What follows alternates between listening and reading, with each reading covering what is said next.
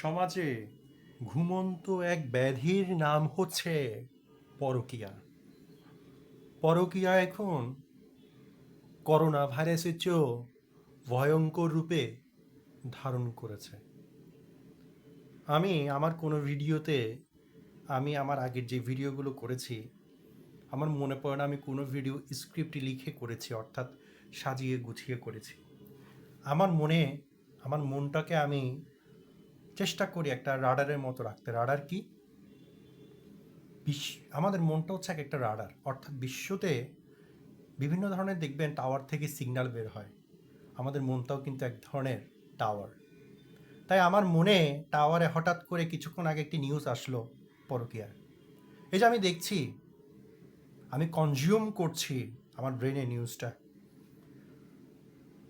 আমি অন্যান্য ইউটিউবারদের মতো এত জ্ঞানীও নই, এত আমার জ্ঞানও নেই, আমার জ্ঞানও সীমিত। তবে আমার মনে সুন্দর একটি পরিকল্পনা আছে সামনে।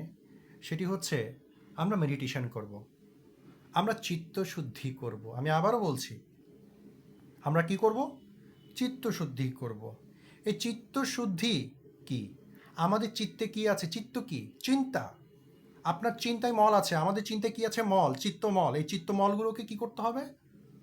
সমূলে উৎপাটন করতে হবে। আর এই সমূলে উৎপাটন করা জন্য আমাদেরকে অবশ্যই চিত্তশুদ্ধি করতে হবে, অর্থাৎ চিন্তাকে শুদ্ধ প্রক্রিয়ায় নিয়ে যেতে হবে। এটার জন্য ফিল্টারেশন দরকার। অর্থাৎ আমি যখন কোনো মেয়েকে দেখছি, আমার মধ্যে কাম উদ্দীপনা অবশ্যই জাগবে, কিন্তু সেই জায়গাটার মধ্যে একটা লিমিটেশন আছে।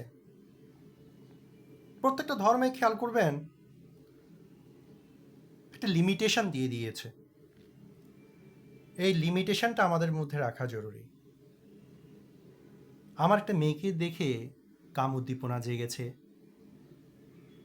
এই জায়গাটা হচ্ছে ন্যাচারাল।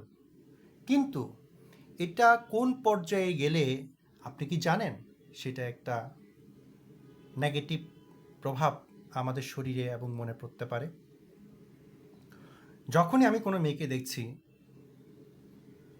সঙ্গে সঙ্গে ওই জামার মধ্যে যে কাম উদ্দীপনা যাচ্ছে, এটাকে ফিল্টারেশন হয়ে, এটাকে আমি যখন দেখব কোনো মেয়েকে, তখন এটা ফিল্টারেশন হয়ে আসতে হবে। অর্থাৎ আমি যখন কোনো মেয়েকে দেখছি, ওই চিন্তাটা আমার মধ্যে যে নেগেটিভ চিন্তা উৎপন্ন হচ্ছে, এটা সঙ্গে সঙ্গে পজিটিভে রূপান্তরিত হতে হবে।